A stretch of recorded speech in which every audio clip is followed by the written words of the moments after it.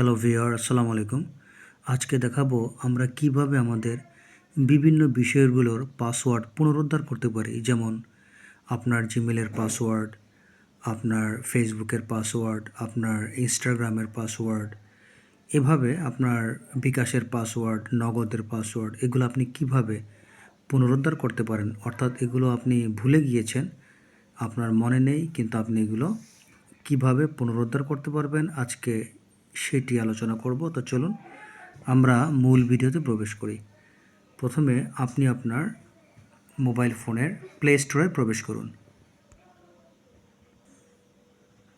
এই যে দেখেন, এখানে প্লে স্টোর দেখাচ্ছে, আপনি প্লে স্টোরে ক্লিক করুন।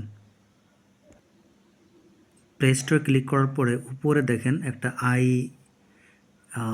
আই বাটন দেখাচ্ছে, একবার উপরে ডান দিকে। এটা নামের প্রথম অক্ষর। যদি আপনার নাম করিম হয় তাহলে কে দেখাবে, এটা আমার নাম ইফতেখার, এই জন্য আই দেখাচ্ছে একেবারে উপরে। ওইটাতে ক্লিক করেন ডান দিকে একেবারে উপরে। ওটাতে ক্লিক করার পরে দেখেন ম্যানেজ ইওর গুগল অ্যাকাউন্ট লেখা আছে, এটাতে ক্লিক করবেন। ম্যানেজ ইওর গুগল অ্যাকাউন্ট, এটাতে ক্লিক করেন। এই যে হাই ইফতেখার, এর নিচে লেখা আছে ম্যানেজ ইওর গুগল অ্যাকাউন্ট, এটাতে ক্লিক করেন। দেন এরকম একটা ইন্টারফেস আসবে, আপনি স্ক্রল ডাউন করে নিচে চলে আসেন। দেখেন আপনি এখানে লেখা পাচ্ছেন সিকিউরিটি অ্যান্ড সাইন ইন, এটাতে ক্লিক করেন। Security and sign in. Then এরকম একটা ইন্টারফেস আসবে, আপনি স্ক্রল করে নিচে চলে আসেন। স্ক্রল করে নিচে আসার পরে